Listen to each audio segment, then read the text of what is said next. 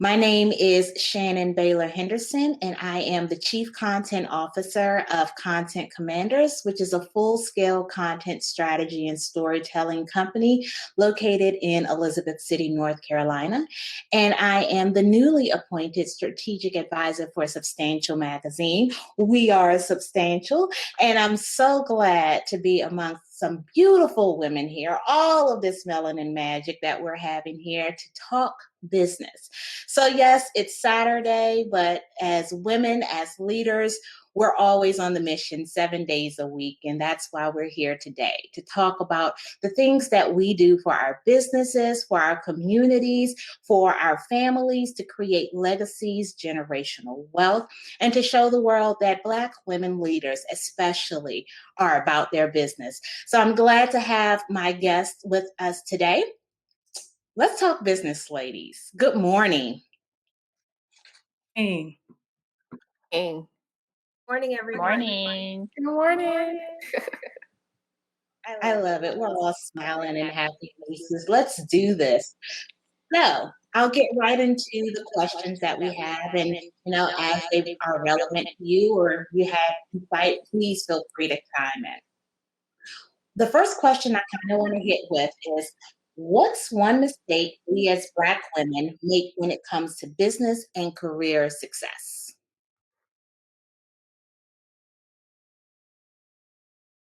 I will jump into this question kind of head first. I think that one of the things or one of the biggest mistakes that we make is holding ourselves to the tune of we're not enough. That was something that I did early on in my career. I showed up in spaces where I had that kind of imposter syndrome. But then as I began to get into roles and mature, I realized, Amy, you're enough. Bring your true, authentic self. And that's enough for these positions. You shouldn't have to change who you are to make other people comfortable in roles. So I think that held me back from really asking for when I went to negotiate my salaries. I think me having that kind of preconceived notion in the back of my head that maybe I'm not enough, it caused me not to ask for what I was worth and what my counterparts were getting. I completely agree, Amy. We as Black females, Black women, do have a tendency to believe that we're not enough. And as a result of that, we tend to work harder and we tend to burn ourselves out quicker because we believe that we have to do it all. And we really try to do it all instead of delegating when it's possible, and instead of making sure that we are doing those things that are necessary and focused and within our wheelhouse, and allowing others to do what is necessary and focused within their wheelhouse. So I think the mistake that we make is trying to do it all and burning ourselves out. Hi, I completely agree with everything that has been shared so far. I'd also like to add that I feel like one of my least favorite words in the English language is the word should. And I feel like as Black women, we are part of our disgruntlement. Maybe that even leads to some incidents of depression, is because we are constantly told how we should be, how we should show up, how we should talk, how we should manage, how we should lead. And so I think because, as Natalie was talking this morning about boxes, we are constantly putting ourselves in different boxes, but it's not who we are destined and designed to be. And so when we're trying to, 'cause in my professional career, I spent a good chunk of my career trying to fit into whatever mode or model, tone, all of that look, everything that people thought I should have. And it really led to me just being totally like disillusioned with my career, not wanting to show up as my authentic self, shirking back from opportunities and additional responsibilities because I just didn't want to deal with the mess. And so I'm just like, if we show up, and that's what Denisha and Amy have said, is we show up as our authentic selves, we just bring such a wealth of humanity and experience to the table. every experience that I have where there is a Black woman at the table, not just me, but including me, the experience is so much richer.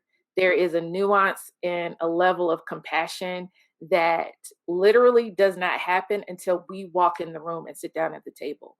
And so I think that one of our early on mistakes, and if there is anyone that's younger that's listening and early on in your career, is to really just know who you are and show up as that person unapologetically every day and let others adjust and adapt.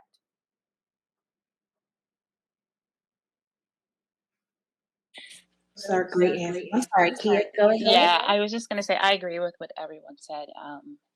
I think for me, I have two sides of the coin. The first side is the first part of my career that I spent in corporate America. I worked for Nickelodeon in the casting and talent department, and I think it was there. I didn't realize I was probably one of two in my entire department between East Coast and West Coast, but I didn't really realize that I was the Black girl in the room for a really long time.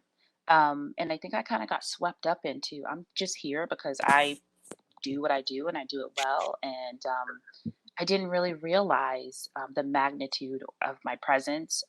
So I didn't embrace that. Um, when I segue to own my own business, I think that kind of followed me.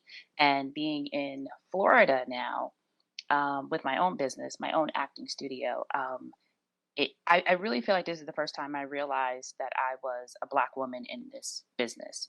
Um, because I feel like that's what people see first when they look up my studio.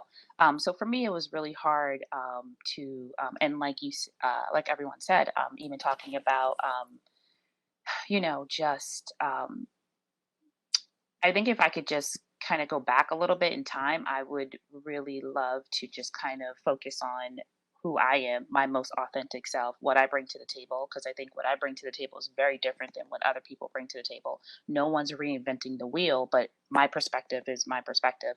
Um, but I spent a lot of time looking to the left and the right of me, trying to emulate or catch up to or get ahead or instead of just staying my course.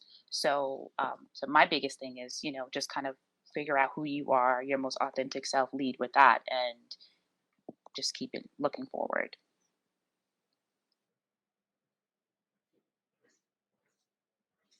Were great answers. And I was sitting here taking notes on everything that you were saying. And one of the key takeaways that I heard is when you said, Kia, that you didn't realize that you were the Black girl in the room. And that's a powerful statement because the realization and acceptance that you are the Black girl in the room is where your power and your presence it lies. When you say, hey, out of all the people in the room, I'm the Black girl here. Out of all the industries where we are not, I am here. And that's my power. That's why I show up. That's what I create and set the standards and the boundaries for. And it naturally kind of segues into the discussion about imposter syndrome, which is kind of a theme that I was hearing in a lot of your answers. And so, I'm sorry, can you hear us? Oh, let's see. Ms. Wilson, can you hear us? Yes, we can. Okay, great. All right. So we were talking about imposter syndrome. And the theme just kind of kept reoccurring in a lot of the statements that you were saying. And with you saying about anxiety and the shoulds and the gotta be's and denying your authenticity. So let's talk about imposter syndrome. What is it? How has it shown up for you? Have you defeated it? And how did you do so?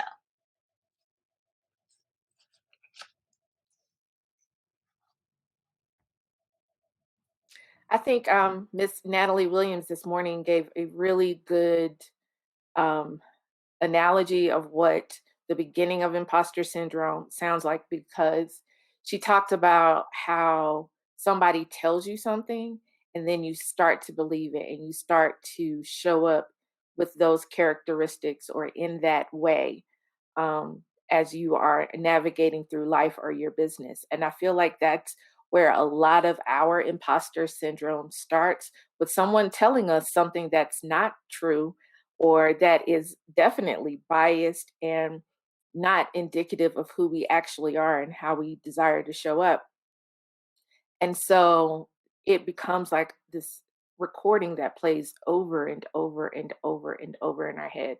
So every time we get ready to do something or get ready to make a decision, that is, if it's not actively playing and we don't actively hear that, there is that note of hesitation. There is that moment where we second guess ourselves. And I think that that's what leads to imposter syndrome.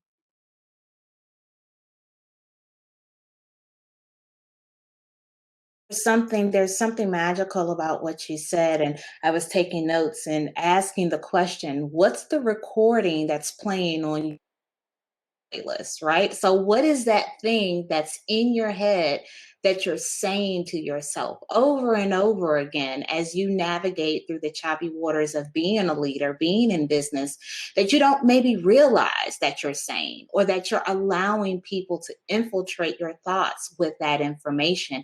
Have any of you had some of those thoughts, and how did you navigate away from those thoughts to continue to be a powerful leader? I'll jump in. Good morning. I think to a certain extent, we all experience imposter syndrome. I think it's a very normal thing to experience very early on in your career. There are two things that I think are important to manage those thoughts, as you said. One is just self-awareness, and the second is to relax on yourself. So I think where imposter syndrome becomes dangerous is when we have a feeling ourselves that we should know more. We don't really accept who we are and where we are on our journey. A part of growing and maturing and becoming the person you want to become is really practicing being the person you want to become through your thoughts, words, and actions. And so this notion of imposter syndrome, I don't always like it, because to a certain extent, that's what we're supposed to be doing. We're supposed to be growing, we're supposed to be changing, and we're not supposed to know everything, because we should never arrive, right? Success is really the act of pursuing goals, not the attainment of the goal. And so through that, we should be always striving to learn something new that we don't know, experience something new that we haven't experienced, attain something yet that we haven't attained yet. And so a part of that really is being uncomfortable. Again, I think the issue with imposter syndrome internally becomes when we aren't comfortable with it ourselves, and when we are ourselves, and we haven't relaxed and given our own selves a break in terms of accepting where we are, accepting where we want to be, and understanding that the gap is okay between where we are today and where we want to be in the future.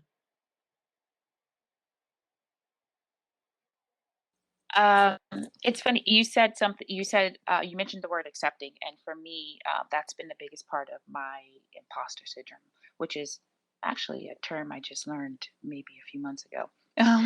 But um, for me, it's been accepting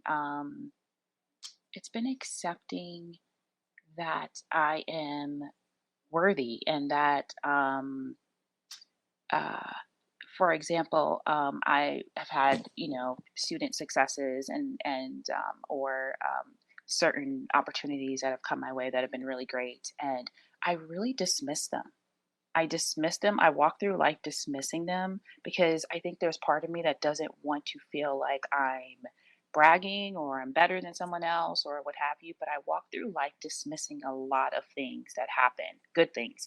And then what that does is that dismisses my value, and that dismisses what I bring to the table. And that, so for me, a big part of me navigating imposter syndrome is accepting. So, for example, if you come to me and something was great and you say, "Thank you so much, I really appreciate it," instead of saying it was no problem, I say, "You know what? Absolutely. I'm glad that I could be of help or of service." Because I spend a lot of time saying, "Oh, it was no problem." No, really, it was a problem. I did a lot to get here and to get you there. And I think for some reason, it made me feel, if I said it was no problem, it made me feel like I had it under control. And that to me was a big part of my imposter syndrome. So accepting that feedback and not dismissing it and saying, yeah, you're right. Yeah, this was really hard, and we did that. So that's been a big help to me in navigating that part of the journey.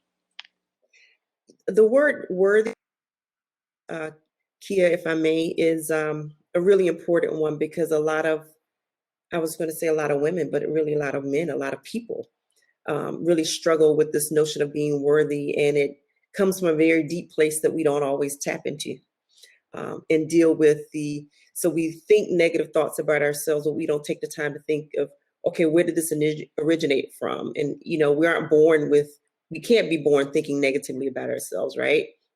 So where do we learn these negative things and really begin to hold ourselves back instead of having the courage to push forward towards the things that we want, regardless of, anything that may have happened in our environment or any circumstances that we've lived through or endured or enjoyed for even for that matter. So I find that even in this notion of imposter syndrome, there is this deep sense of not feeling worthy, not feeling good enough, not feeling that these things are appropriate for you or right for you or available to you. And some of those things are really what you have to push forward. And so what is important in terms of imposter syndrome as well is that we also just have this notion of expectation.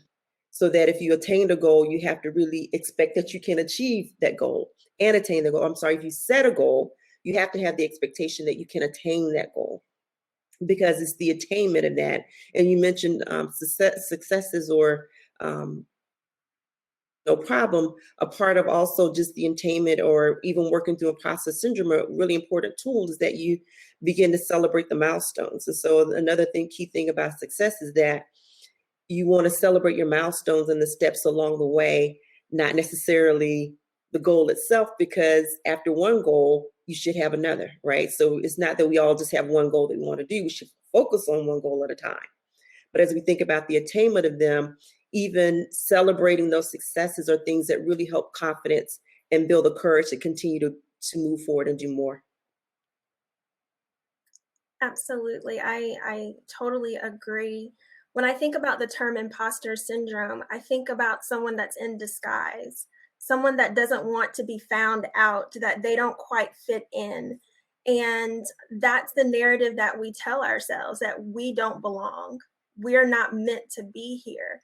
And a lot of that narrative, I believe, comes from society, which tells us that if we're going to be leaders, then we are men. If we're going to be powerful and impactful, then we're likely the norm, which is the majority race.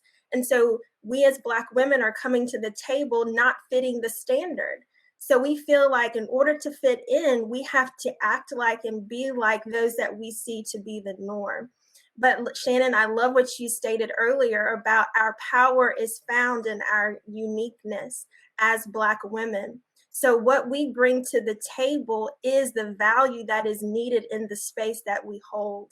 And so I'm so excited to tell myself that narrative and share that narrative with the audience, that who you are is the value that you bring to the space that you hold.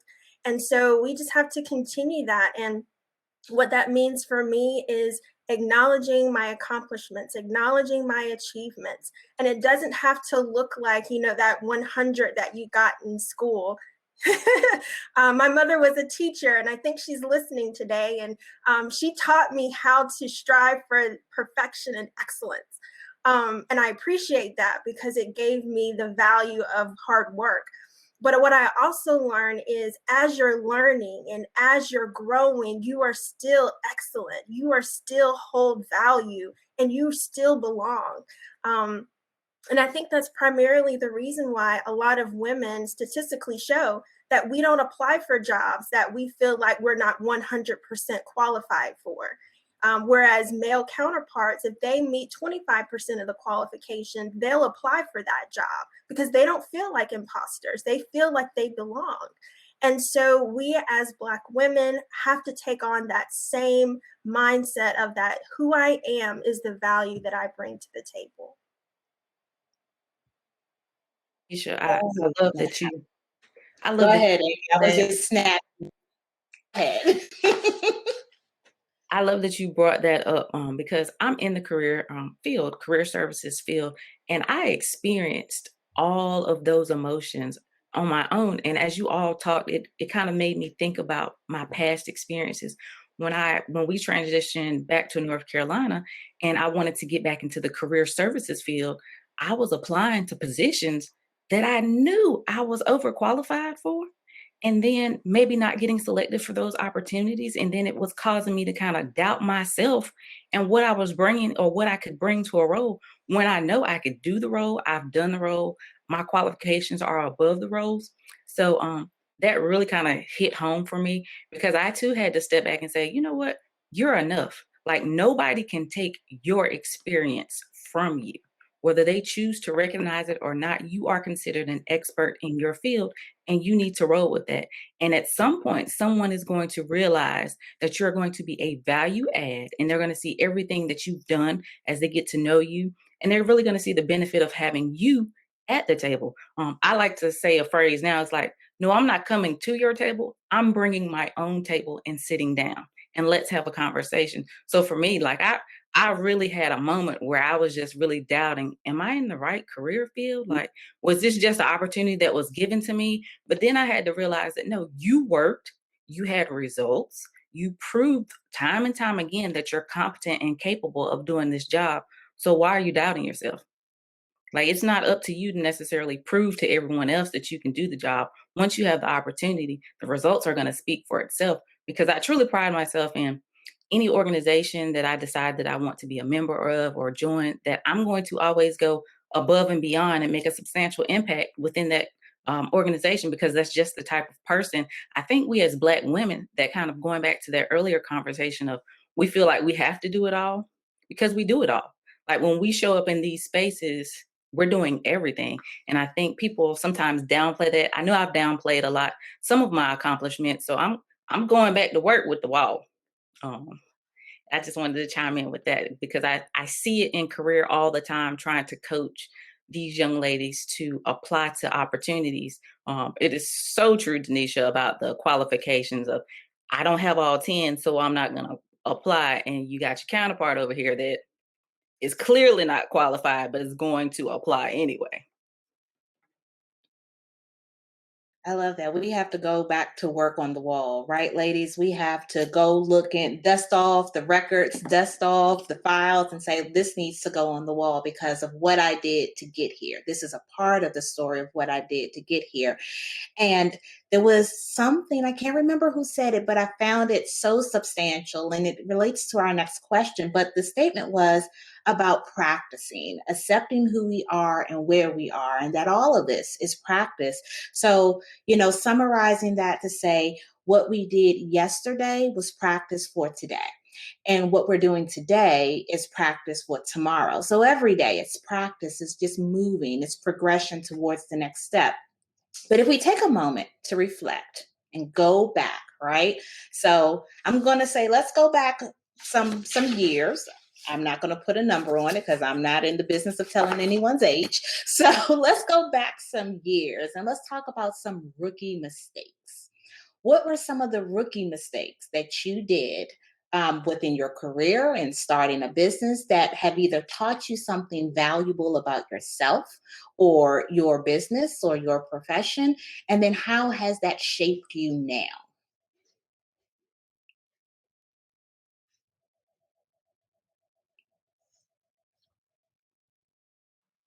Well, I think for me, and when it came to starting my business, especially when I was reflecting on this question, the first thing that popped in my mind was just managing ideas, managing genius and ideas and creativity, right? Because when we're working, especially when we're working with in something that we're passionate about, have expertise in, and really love doing, all of these ideas come to our mind, and all of these things that we want to do to grow, to scale, to enhance our business, to serve the people that we are destined to serve.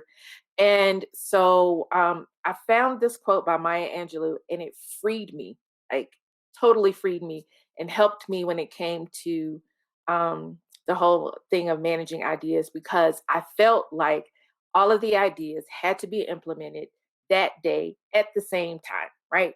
And so, so that led to like overwhelm. It led to burnout. It led to feeling like I wasn't accomplishing anything because I was, trying to do all the things. And so Maya said something to the effect of, you can't use up creativity. The more you use it, the more you have. And so for me, it helped free me because it helped me change my mind about all of the ideas that I was having. I'm like, I'm being creative, so I'm getting more creative ideas, right? And so this is just a part of the process. And so one of the things that I just had to do was to just manage that in terms of writing my ideas down and putting them someplace where, well, I actually typed them out because I keep them digitally, but keeping them somewhere where I know I can refer back to them, and making that a regular part of my review process, whether it's monthly or quarterly or biannually or annually, and just all of those ideas coming back to them, because they might not be for that moment, but they might be for a later moment, right? And I probably could be a cajillionaire with some of the ideas that I've forgotten because I didn't write them down. And so even just keeping those things, and it helps when I have those moments where I'm feeling stuck, where I'm lacking creativity, right? Like I can go to those things. It's like, oh yeah, and then that'll just spark me doing something else. So for me, one of the things that I kind of learned early on was just how to manage my creativity, my genius, and my ideas.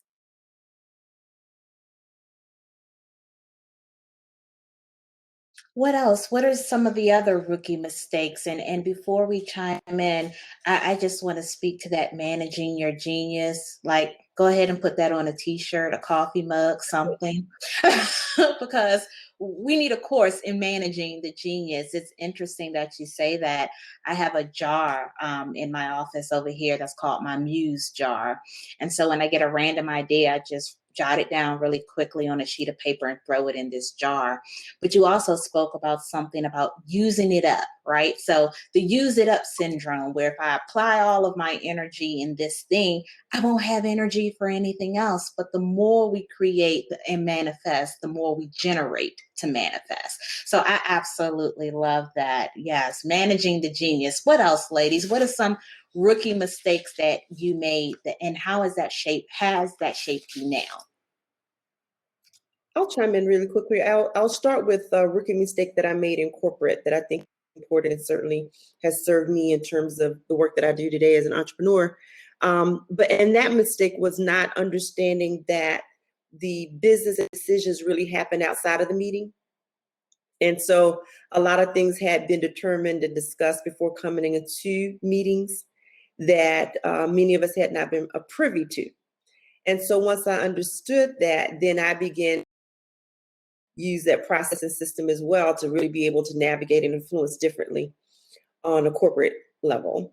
So that served me well and it been very important. And I think it's important for us to understand too, because a lot of times for people of color and for women, we look at and understand that we're operating in a different set of rules in corporate America, but we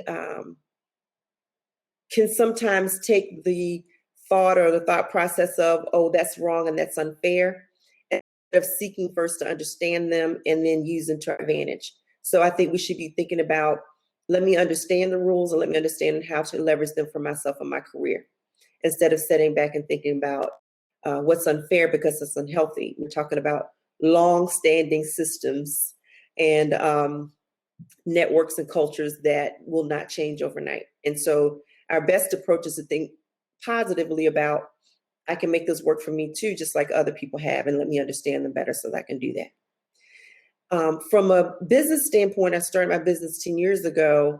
And when I did at that time, I used my money instead of other people's money. And it certainly inhibited my ability to scale and the ability of what I was able to do. I did make a conscious decision at that time to grow my business slowly for the first 3 to 4 years because my son was just starting high school. So it worked out pretty well that I was able to be more available for him during that time. So that was a very conscious decision. But in looking back, when I was ready to kind of really hit the ground running, when he left for college, I had to use my money. I was using my money, and so I really had to step back and say, okay, how do I leverage this so a model that is scalable and allows me to grow for a very long period of time? And that is historically what we don't do as for people of color across the board. Certainly, we know the lending practices are not favorable for people of color, but there are some things that we can do to get ourselves ready and prepared to be able to leverage capital more readily than we do today. And I haven't looked at this statistic lately, but it was somewhere around 70% a few years ago when I looked at the statistic. About 70% of us, and when I say us, I mean people of color, start businesses with our own money instead of other people's money. And so if I had to do something different, I would definitely do that. I would have done that 10 years ago instead of much later. I'll chime in. I believe for me, early on in my career, I chose to be silent when I had a voice.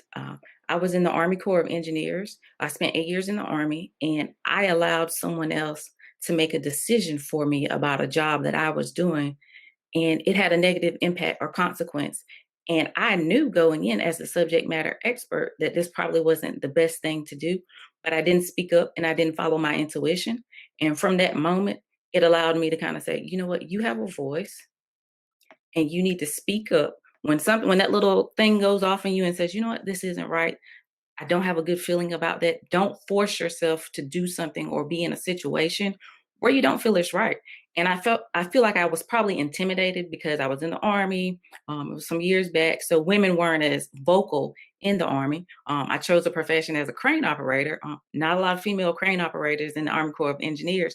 So when a male counterpart told me that, oh no, you need to do this instead of listening to the person that's been trained to do it, I just kind of followed someone else's lead. And from that, they gave me kind of the experience of, you know what, your decision-making skills, you're capable and you're competent. So go with that instead of being silent when you truly should be heard and what you have to say is of importance and can make a difference on the overall outcome of something.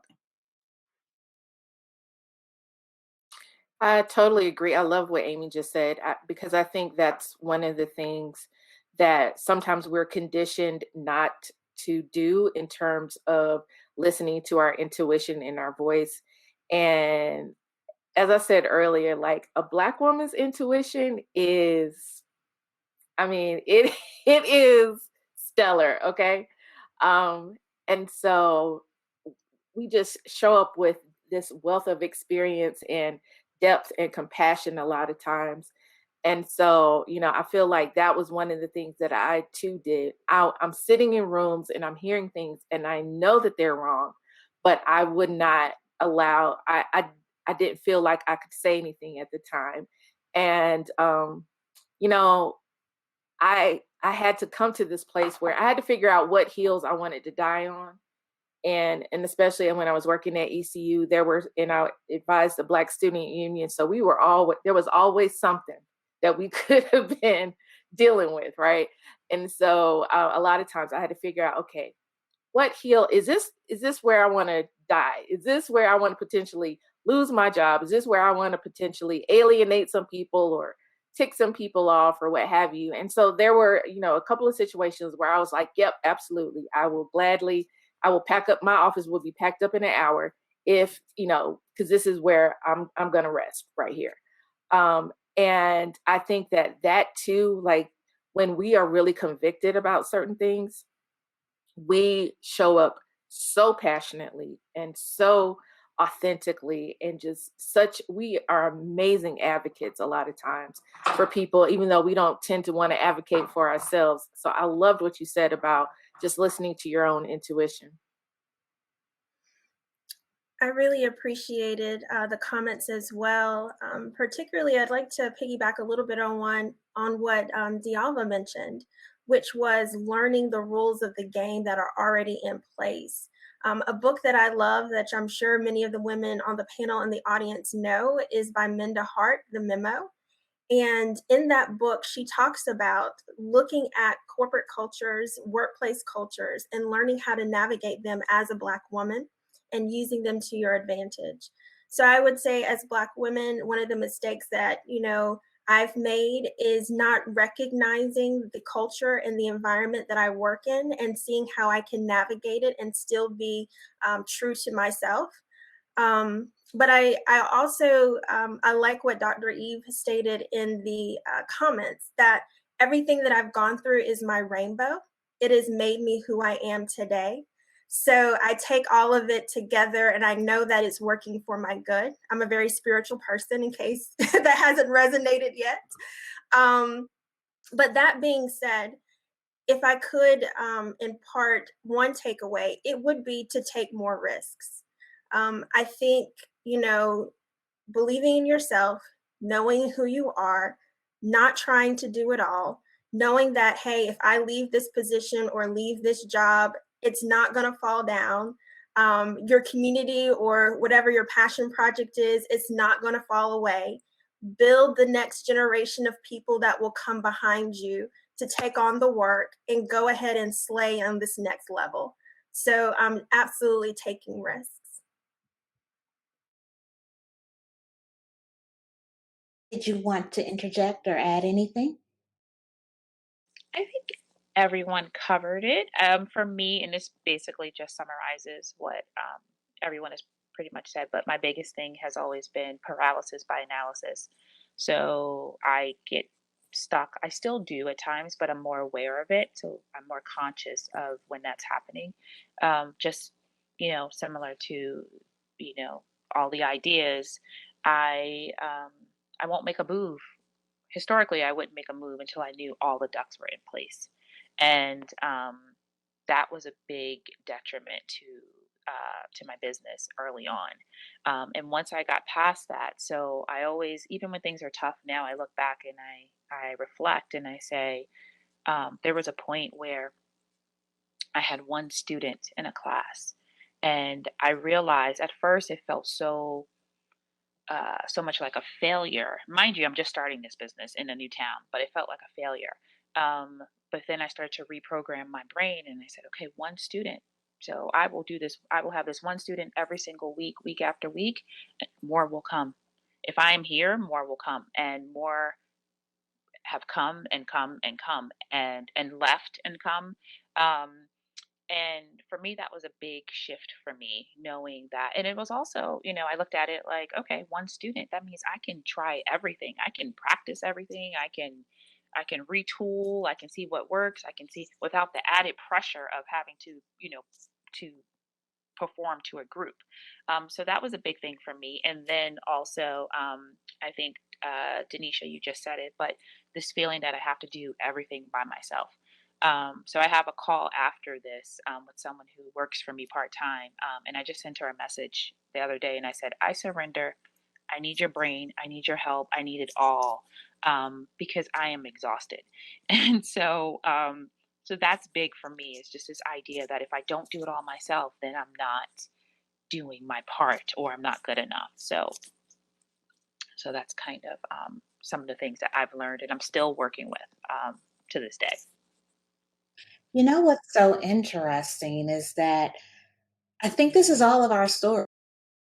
Chimed in with a different rookie mistake or rookie experience. And I said, oh, yeah, that was me. Oh, yeah, that was me too. We're all sharing this common ground, which shows that we're not alone. And some of the things that you said in terms of managing your genius or managing ideas and not leveraging OPM, other people's money, right? And choosing to remain silent and not taking enough risk and analysis paralysis or the need to control even in exhaustion. Okay. These are all of our stories. We've been there at least in some point of in our lives, or even as early as yesterday. We have been there. And one of the things that I also took away is silence is compliance, right? So we can't shake and break the system if we're quiet about it. So you have to use your voice and your presence to demand and to spark change, all right? So remember that silence is compliance. If you want to shake and break the system, speak up. Say something. It may be uncomfortable, it may be unusual for you, but it's the only way to assert your presence and to demand change. And one of the other things that you all talked about is being so quick to associate our experiences with a failure, right? So earlier on, we talked about, I think, DeAlva, you said something about goals. We quickly moved to the next goal. Or maybe it was you, Adeea, that was just like, we don't celebrate our milestones. But as soon as a mistake happens, as soon as a setback or a challenge happens, we associate it with failure. So just changing the dial a little bit to say that was practice. I will associate it with practice versus failure. And I'm going to celebrate the fact that I sharpened my pencil extra sharp today. It's one small win for the day. And then the other theme that I heard is about instant gratification. And DeAlva, you definitely spoke about that, about the rules in the meeting and the decisions that are being made, right? So ideas that need to happen now, Adeea, and decisions that need to be made now, and money that needs to be spent now, that instant gratification plug that we seem to have inserted in our body. So these are things that we can begin to change.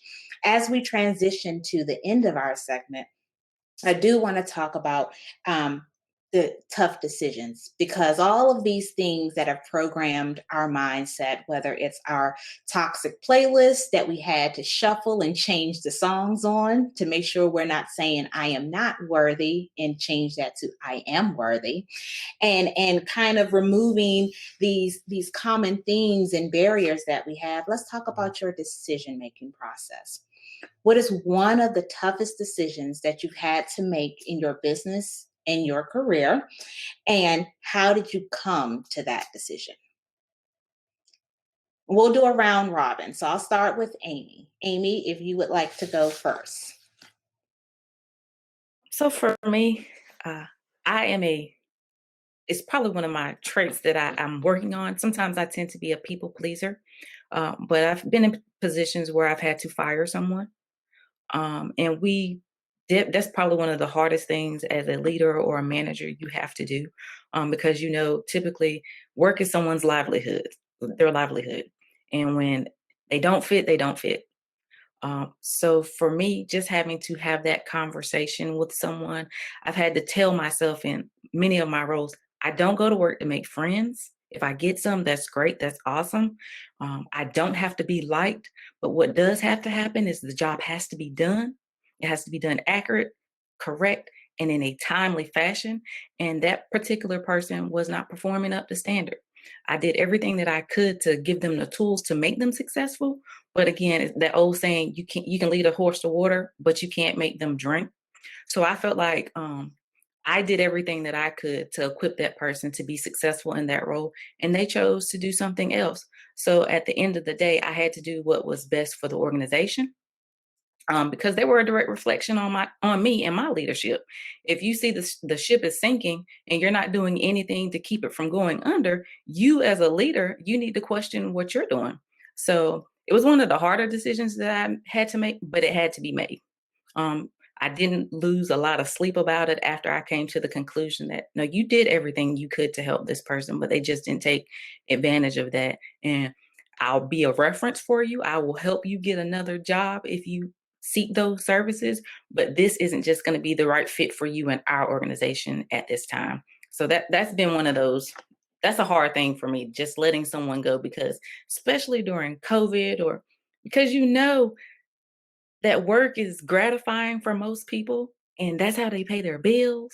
And to come into work and have a job, and to leave work and not have a job, it does something to a person. And typically when you form these relationships, I like to get to know people for who they are.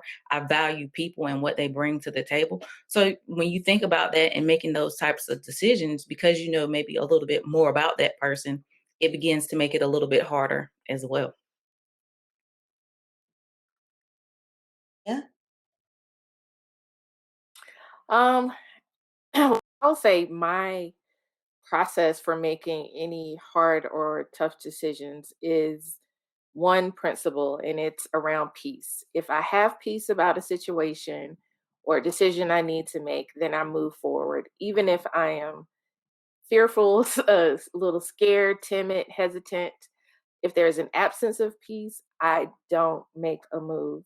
I either say no or not now, or, I can't do this or something like that. So for me, all of the decisions that I've made, um, even as recently as deciding to relocate, has been predicated on the presence of peace. Kia? For me, I think the hard decision I've had to make was probably during COVID. Just trying to figure out how to. I have a commercial space, so trying to come to terms with the fact that I could lose that commercial space. Um, and I don't know how I I don't know how I didn't really make the decision. What I made the decision to do was I didn't make the decision to keep the space or not keep the space. What I made the decision to do is to just take things one moment at a time. One moment at a time, 1 minute at a time, 1 day at a time, and one step at a time. And I just started by doing what I could do and not focusing on the end result. I made peace with the fact that I may lose this space. And I think once I did that, I think it's that peace that Adeea you were talking about. Um, once I made once I had that peace, I felt okay about whatever was going to happen because I felt like what was going to happen was supposed to happen for me. And just taking because COVID, I probably um, there was probably a couple of weeks where I just could not move. I couldn't make a move. I could have transitioned to a virtual learning space really early. I decided not to because I just didn't know if that was the right medium for me or for what I could offer my students. Um, and I didn't want to do it until I knew that I was able to really give it what it deserves and not just make money. Um, but once I decided, and one thing I also did that helped me to kind of move forward was to just kind of jump into the space of social media where I started doing a contest every day to give away a free coaching. And the excitement that I didn't real I thought I was doing something for other people, but what it really did was just give me so much to hold on to get me to that next step. Because once I was in that space of coaching someone who was so excited to have that opportunity, who maybe could never afford to do coaching like that or had never taken a chance to do something like that, I got lost in that space. So that really gave me the strength to kind of just keep moving forward 1 day at a time. And a year later, we're still here. I don't know what tomorrow brings, but we're still here today. So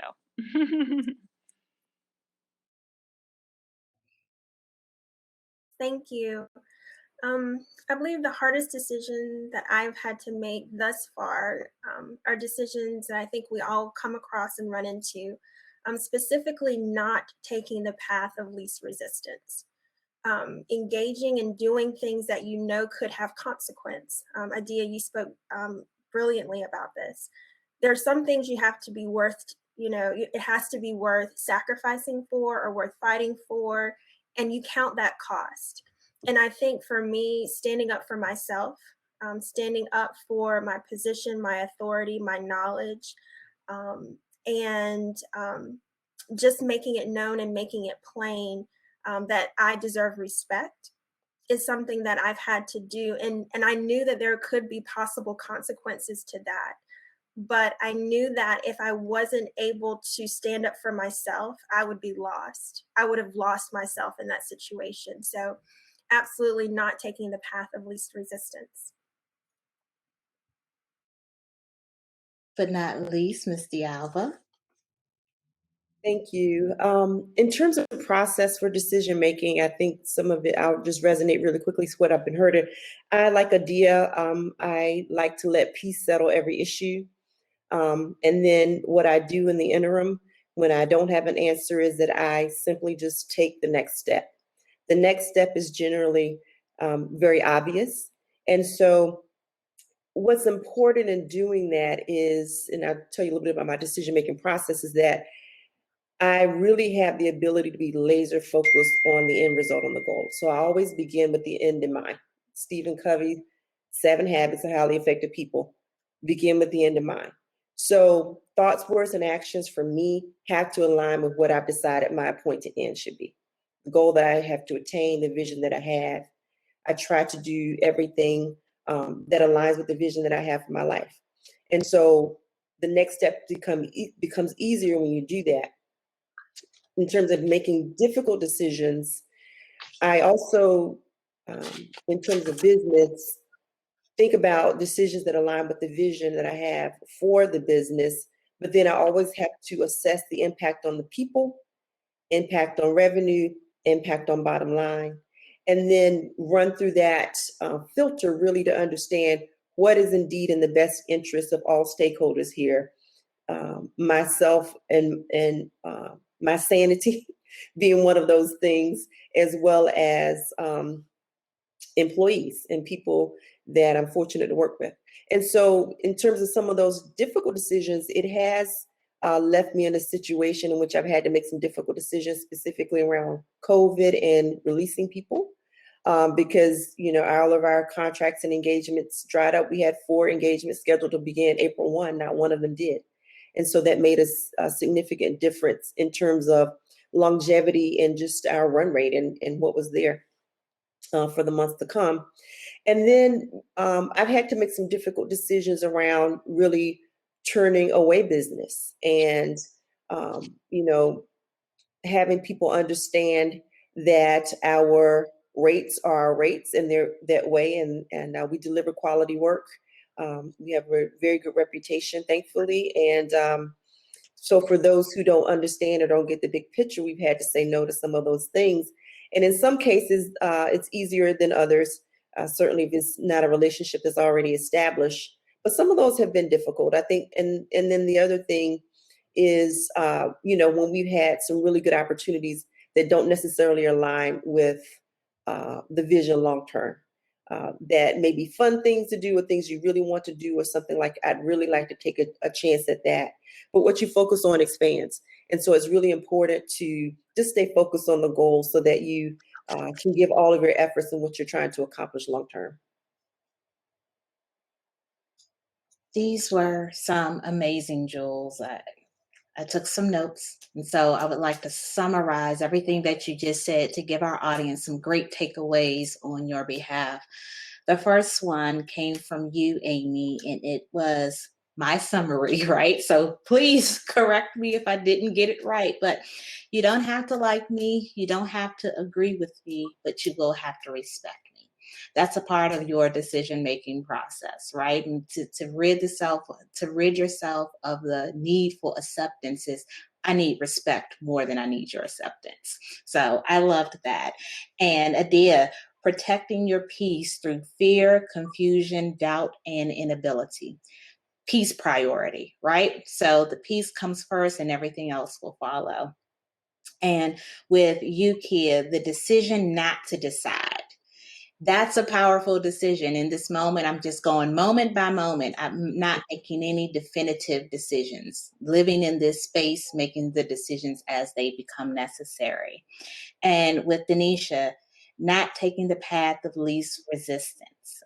I love that. You know, just a part of your decision-making tree of, okay, what's going to work for me? What's going to be the hardest and the easiest, and how do I make that? How do I put that into perspective? And then with you, DeAlva, it was taking the obvious next step. And I think it's 3 rules that you gave us: alignment, assessment, and impact. Just remembering those things throughout your decision making, and then saying no to what doesn't serve you or your business, or in short, it is what it is, right? The rates are the rates. The rules are the rules. If you want to, fine with me. It doesn't serve me anyway. So those are how we are making decisions. And again, I think that we see ourselves in these stories. I see myself in each of you. And as I lead an organization and hire and fire people and move into this commercial space and all of this, I will take all of these treasures with me. So ladies, thank you so much for your storytelling. Thank you for your time. Thank you for imparting wisdom on each of us and with our audience. And now I'm going to turn it over to Evelyn. Thank you so much, Shannon. Thank you to everyone who was on this panel. You ladies gave some great gems, and I will show you, when I said I was taking notes, I was not playing. I have 3 or 4 pages of notes so far. Saying, Shannon, great minds think alike. You know, being able to have a variety of opinions, you know, all of these women that are on this panel are in different industries. We have a common thread, you know, and that is having to navigate that space as a Black woman. And as DeAlva said, recognizing that sometimes there are unspoken rules that maybe we're not privy to. I always refer to my grandmother, God rest her soul. She was a Black woman working on Wall Street back in the early 70s. And I cannot imagine a woman from rural Eastern North Carolina moving to New York and having her put herself in that position and being able to work from an assistant, going to school, raising her children, and then being on the board of directors. To me, I was privy to that journey, and I value that. I know a lot of people don't have that, but even still today, now that I'm in it and I'm in business myself, I wonder, how did she feel?